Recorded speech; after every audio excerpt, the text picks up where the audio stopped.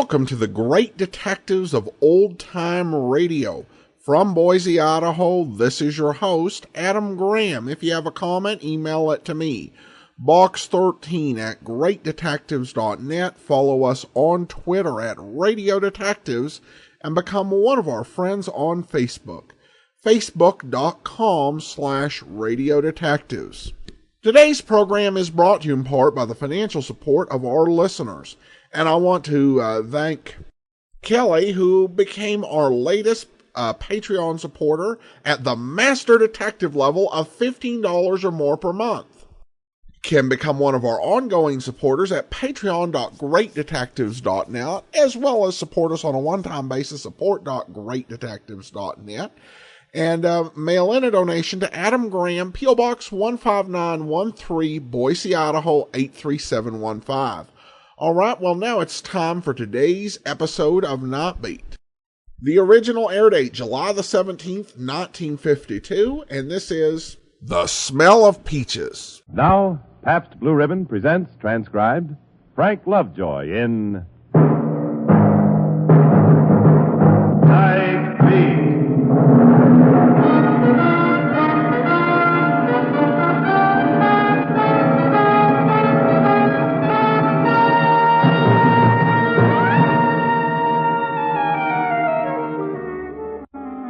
Hi, this is Randy Stone. I cover the night beat for the Chicago Star. How would you like to be driving down a city street in this year of the atom bomb and the flying saucer and suddenly find yourself transported over 2 decades back in time, smack in the middle of a gangland war? Well, tonight, that's what happened to me. In one moment, it seemed as if I had left this year of grace, 1952, and was back in the torrid 20s. My life threatened by the ghosts of gunmen long since dead.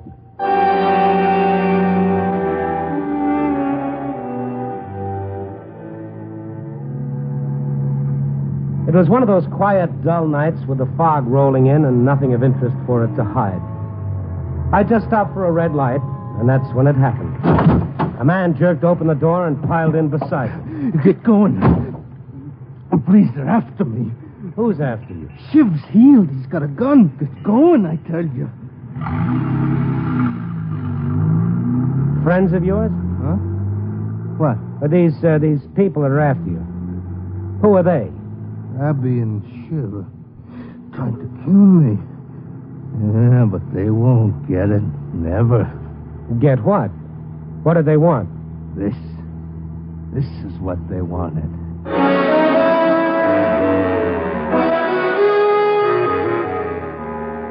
He opened a fist and showed me. The dashboard light shone on a figure of dark blue wax lying in the palm of his hand. A crude image less than 3 inches long. As crude as though molded by a child. It began to dawn on me that this Skid Row character was as crazy as a pink hearse. I pulled up at the curb. So they wanted that, eh? What is it? Their lives. Their lives in the palm of my hand. They know that as long as I have it, they'll never get away with it. Oh, no, sir. They kill them. It's very useful. Yeah, sure, Pop. Like a glass eye at a keyhole. They must be a pretty crummy pair to be picking on an old guy like you. We'll find a cop. No. No cops. I don't need favors from no cops. But if... I ain't talking to them. No cops, you understand? Okay. Cops. They ain't gonna make no deals with Jake Strand. No, sir. Deals? What kind of deals? 20 years I did for it, and it's mine. Mine.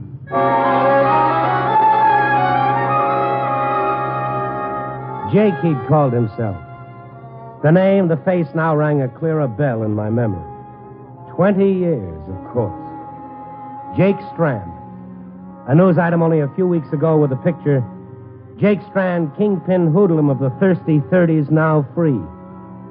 The story had said something about him being released following a nervous breakdown after serving 20 years for murder. Well, the part about the breakdown was obvious. Jake Strand, kingpin hoodlum, was now playing with little wax dolls. They get near my door, it'll kill him. See, it'll kill him. It. Oh, you mean that hunk of, what's that made of anyway? Sealing wax? You don't believe me, do you? What? You think I ain't got no dough, huh? Just 'cause I need a shave, maybe, or my pants ain't. But you think I'm a bum, huh? Well, I got it, see? $100,000. You hear me? Listen. Sure, Pop. When money talks, everybody listens. You think I'm nuts, don't you? Well, of course not. Perish the thought. Yeah, that's what you think. You and them sky pilots who run the mission. Gave me a job sweeping up, and they think they're doing me a favor. Me, Jake Strand. I could buy him and sell him. Oh, you live at the mission? Yeah. Where are we going? Oh, I'm taking you back there. It's late. No, please don't take me back. They'll get me. Who will get you? Shiv and that big gorilla. What gorilla? Gabby. Now, Jake, when you jumped into the car, I looked back. There was no one following you. There was. I tell you, there was. Okay. Have it your own way. I'll say that you get inside the mission house safe. No. They sleep there. Don't you understand? They sleep there. They'll get me. Now, Jake, here's the mission. Don't leave me, mister, please. Oh, Jake, now I've got work. Look, buy me a drink, will you? But There's Lippy's place across the street. Come on, set me up, will you? I'm busted. Oh, yeah? Well, what about all that dough, that $100,000 that you were talking about? What $100,000? Oh, fine. Come on.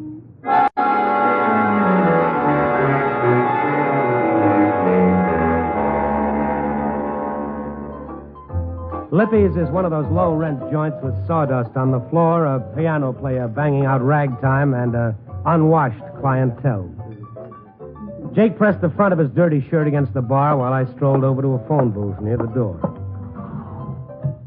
I called the Star, got the librarian, had him check on the files of the case that had sent Jake Strand to Joliet. Yeah, here it is. I got the story right here before me, Randy.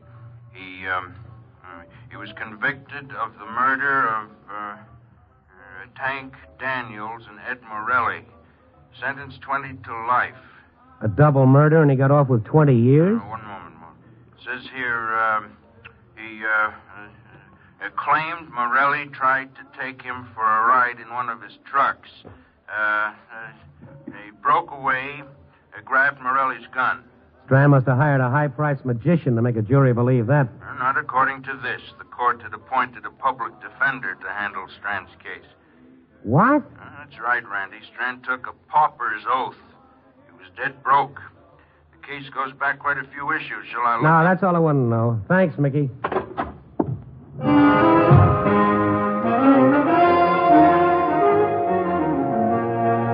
What kind of a guy had I gotten myself mixed up with? The poor devil was riding a dreamboat loaded with a mixed cargo of rainbows and nightmares. The convoy he needed was a man in a white coat, not me. I walked out of the joint. Strand followed me. Listen to me. You gotta help me. All right, Jake. I'll see you home. No, you don't understand. I can't find it. I've been looking and looking. For what? My dough. My $100,000. Oh, yeah, I know. You told me. I've been going crazy. Every chance I get, I've been riding the bus looking up and down Lakeshore Drive. It's changed, Randy. Everything's changed. Well, streets are like opinions, Jake. In 20 years, they're liable to change, too. Oh, you don't understand. It's disappeared. The houses, the trees, the road, the whole place. What place? What place, Jake? Caliban. Caliban? Yeah. You know where it is. You know, eh? You know? Now, come on, tell me. Now, Jake, you're wrinkling the suit. Now, let go my lapel. Relax, will you? Now, come on, let's walk. I never heard of any place called Caliban. There isn't any such place. You're lying. I went back there. I know I did. After we ditched Morelli's truck, I had the case, a leather briefcase with $100,000 inside.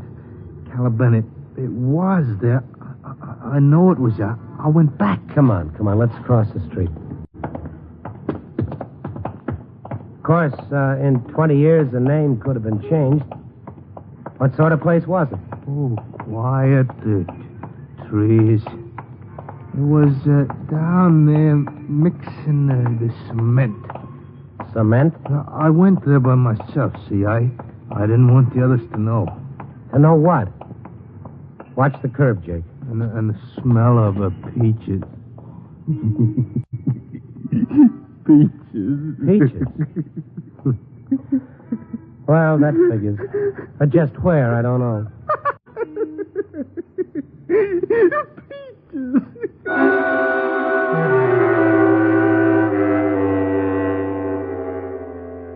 No question about it. Jake Strand had spent too many years behind bars. He'd lost his buttons, but completely. I got him to the door of the Midnight Mission and pushed him toward it. Go on in, Jake. Oh, Randy, please. I don't want it. They're laying for me. Okay, Jake. Okay, I'll go in first. One side,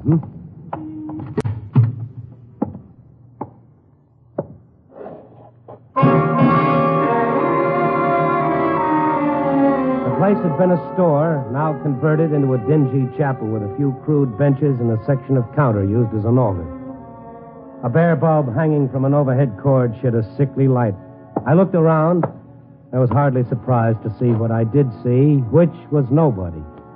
The chapel was empty. I stepped back into the street to get Jake, and he was gone. And the street was empty, too. And that sound was coming from the alley alongside the mission. Jake! That you? Halfway down the alley, light glimmered dimly from the frosted glass of a side door, but it revealed nothing. I walked into the alley, peering into the darkness. Jake! Where are you, Jake? Don't get me.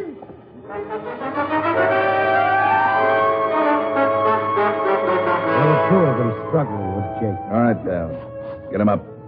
As I raised my hands, it became frighteningly clear that Jake Strand's fear had been based on more than just a sick imagination. These two goons were real enough. And so was that gun pointed at my head.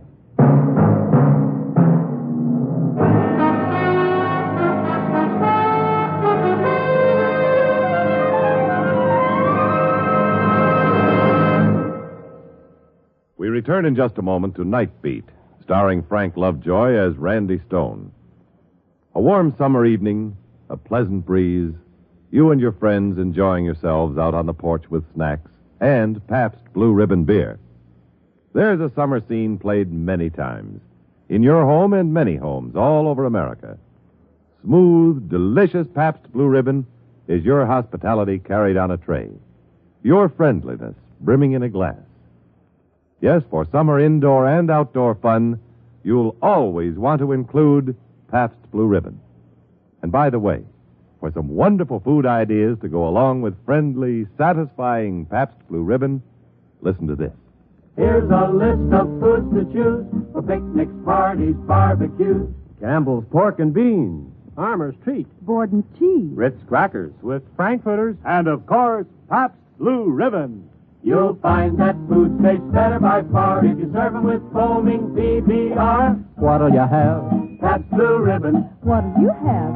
Pabst Blue Ribbon. What do you have? Pabst Blue Ribbon. Pabst Blue Ribbon beer. Smoother flavor, finer beer that millions favor. Taste that smoother flavor. Pabst Blue Ribbon beer. Tomorrow, pick up several convenient Pabst Blue Ribbon Handy 6 cartons, packed with 6 space-saving cans. Or get the money-saving case of 24. Any way you enjoy it, it's the same famous Pabst Blue Ribbon flavor.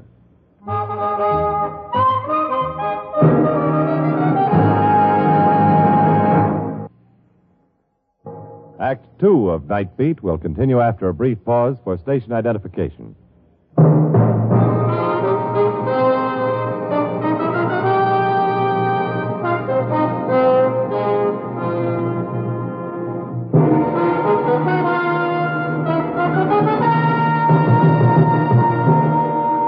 And now, back to Night Beat and Randy Stone.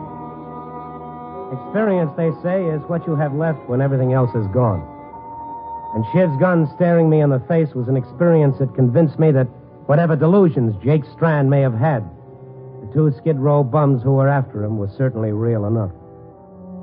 I stood in the alley, my hands raised, while Jake struggled against Gabby's arm around his face. Oh, for the love of Pete, let him go. Can't you see he's smothering? All right, Gabby, ease up. I want him live, you dope. Okay. All right, boys, all right. Take the $6 in my wallet and let us go. You needn't waste time on him. He hasn't got a dime, I can tell you that now. He hasn't, huh? $6. Honest, shit, I told you before. I don't know where the dough is. I don't remember. Honest, I don't. I just don't remember. Oh, sure. It's just $100,000. You stuck it someplace and forgot about it. Could happen to anybody. If you mugs believe that pipe dream about $100,000, you're nuttier than he is. Ah, so you know about it, huh? He told you, huh? Real kibitzer, ain't you, pal? Shiv, I didn't tell him nothing. Shut up! All right, kibitzer.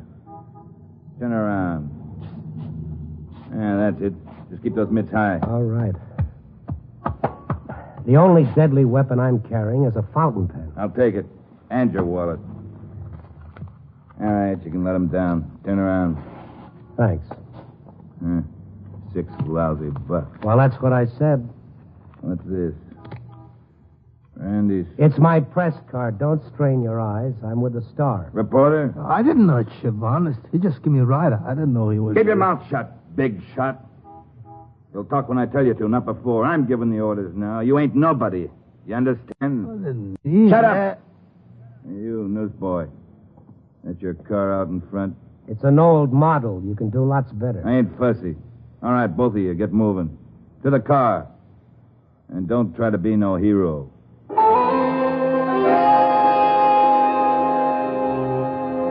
Jake sat beside me as I followed orders, driving past Lincoln Park and cutting through a wooded section for several miles. Finally wound up near a clearing used as a Boy Scout campsite, now abandoned.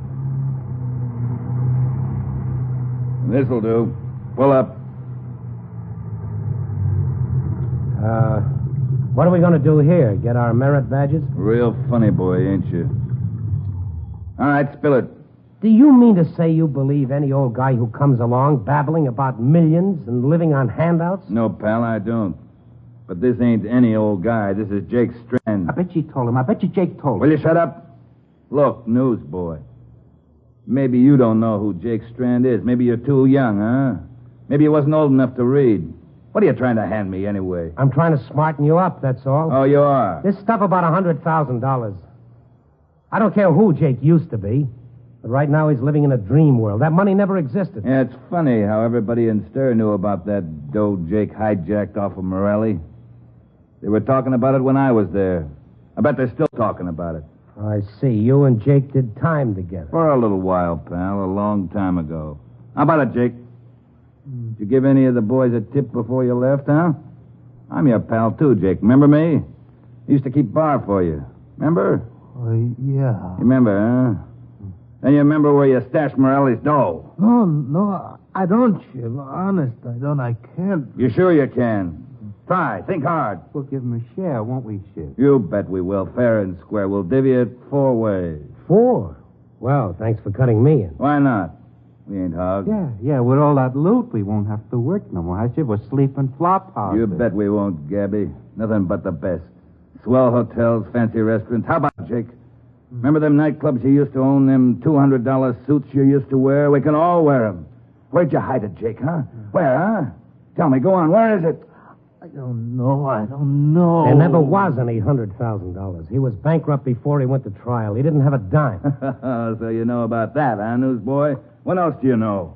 That you're wasting your time. You don't say. Smart operator, this Jake Strand, wasn't he? He knows he can't beat the rep, so he doesn't tell nobody about Morelli's dough. Nobody knows, except all his pals. Look at him. You'd think he'd appreciate having pals, that he'd be willing to share. All right, Jake, out of the car. What do you want? Shiv, please. You heard me, didn't you? I don't know where it is, so help me. I said get out! Don't hit me, Shiv. Don't hit me. Why, Don't you move, Stone.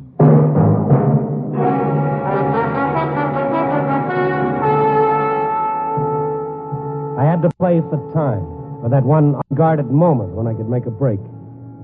I know that if I didn't, I had a shorter life expectancy than a balloon in a baby's hand. Jake, listen. Listen close. Let's go back. It's 1932. You're waiting for Morelli to come along in his truck. You fix the gate at the railroad track so it's down when he comes around the curve. He stops, you blast him. Yeah, I know. I know, but I don't know what I did with the money, Shiv. It's no use. I can't remember. You can, eh? Wait a minute, will you? You ever hear anything about peach trees growing around here? Peach trees? He said something to me once about peaches. A place called Caliban. Caliban? Yeah. What is it, Chip? Huh? What is it? The club. Club Caliban. Club Caliban? Jake, is that where you hid the dough? At the Caliban? But it ain't there no more, Shiv. The club is gone. I can't find it anymore. You can't find it. You can't find it. What is it, Chip? Huh? What is it? Jake's old headquarters. He lost it. Well, it sounds hilarious. I never heard of the place. No. All right, newsboy.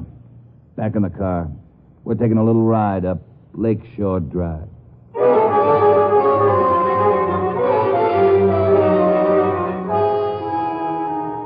I headed northwest, putting the miles behind us.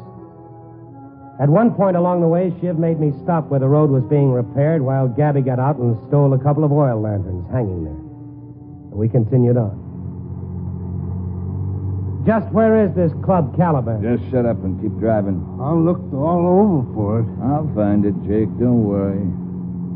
You see, they moved the road. Huh? A couple of years after you were sent up to Joliet, Caliban was on that big curve, remember? Yeah, I remember. Curve ain't there no more. They straightened the highway and left your joint a mile out in the woods. Are you sure we turned off at the right spot? This road doesn't look like it was... You talk too much, Stone. There. Over there, between those trees. The Caliban. Yeah. That's it, Jake. Many a drink I mixed there. Looks good, don't it? Why ain't there no lights? I never closed. Those new neons I bought. What happened to them? Where's the sign? All right, Jake. You and the newsboy. Out. Light those lanterns, Gabby. Give me one. We're going in.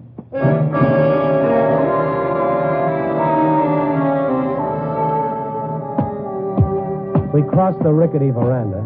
The door was gone, the windows broken, the building a shambles. We paused a moment inside while Gabby held his lantern high and we looked around. And suddenly Jake sprang forward, bounding into the darkness of the building. Gabby went after him and I followed down the cellar stairs with Shiv behind me pointing his gun at the middle of my back. Shiv raised his lantern and there, cowering in a corner, was Jake. Oh, Gabby, please, Dawn, please. All right. Where is it, Jake? Spill it or so help me. There. There, over there.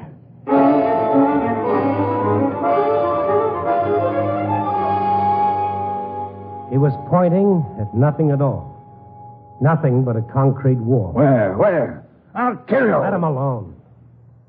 Jake, the cement. The cement you said you mixed down here. Jake, do you remember? What is this? Was it the wall, Jake?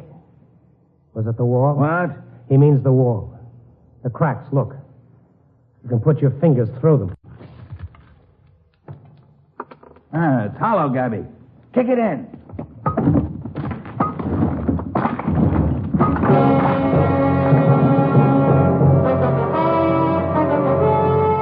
A small area of the wall disintegrated, revealing an opening about 5 feet square and 2 feet deep.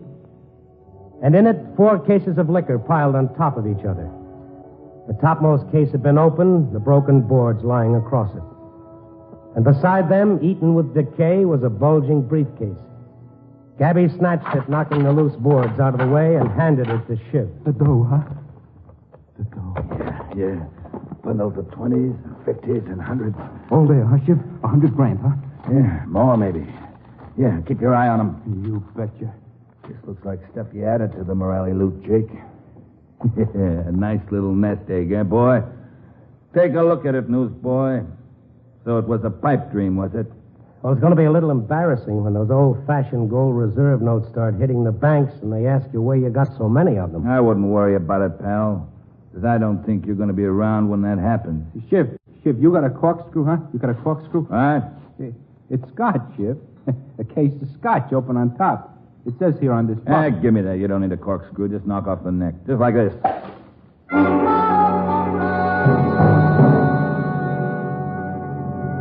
They drank from the broken bottles, the liquor running down their chins. Jake sidled over to where I stood and squatted down beside the lantern. One of the bottlenecks had fallen near the light. Jake reached out a finger and touched the hard smears of wax that had sealed the cork and ran down the lip of the bottle. I stared at it. The wax was deep blue. Real smooth, eh, Shiv? Real smooth. Yeah, it's lousy. It don't taste too bad. Can't you smell it? Yeah. Kind of smells pretty, like peaches.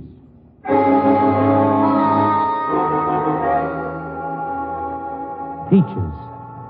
The vague, almost imperceptible fragrance of peaches.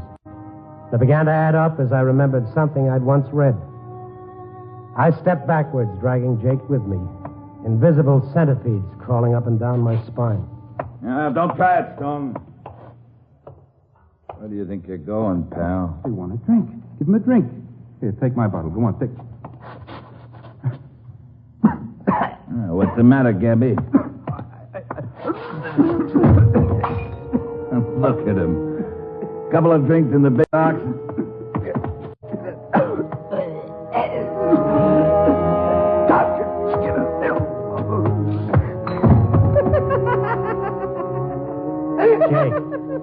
Jake, stop it. You see what it can do?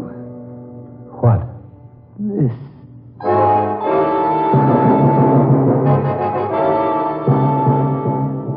Yes, it was that crude voodoo image, the doll of wax. The same blue wax Jake Strand had used 20 years ago when he'd opened and then resealed every bottle in that top case. I dragged him up the cellar stairs, away from the fragrance of peaches and out into the open air.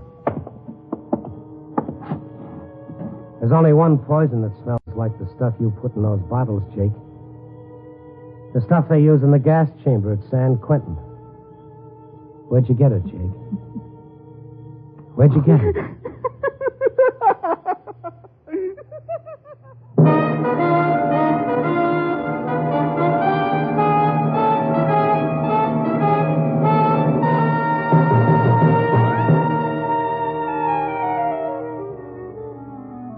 In an hour or so, the sun will rise, alarm clocks will ring, and dreams will end. But for Jake Strand, life is now one endless dream, a fantasy to be lived to the end of his days in a padded cell. As for Gabby and Shiv, their dreams are over. The $200 suits, the fancy restaurants are canceled out in an endless sleep. Their last testament, a coroner's report, and their final honors, a prison autopsy. Well, life rarely uses rose-colored ribbons to tie up a story about people like Jake and Shiv and Gabby. Too often the loose ends are just left dangling. So let's tie it up. Copy, boy.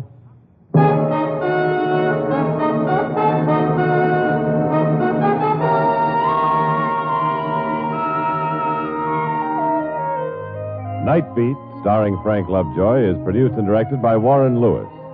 Tonight's transcribed story was written by Irvin Ashkenazi, with music by Frank Worth. The part of Jake was played by Don Diamond. Others featured were Shepard Menken and Raymond Burr. Frank Lovejoy can currently be seen co-starring in Warner Brothers' The Winning Team.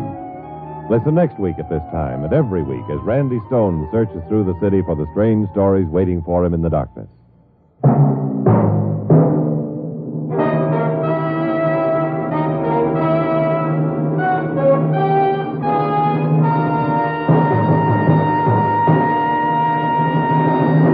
Night Beat came to you from Hollywood. Every 20 seconds through the year, a fire breaks out in the United States. Fires in the home, your home, can and must be prevented. Remember, don't gamble with fire. The odds are against you. Attend the Democratic Convention on NBC.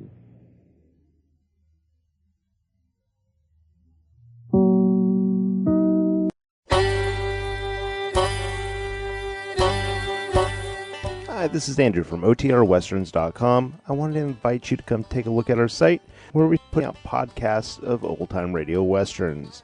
Check us out at otrwesterns.com. You're listening to The Great Detectives of Old Time Radio with Adam Graham. Now let's get back into the show.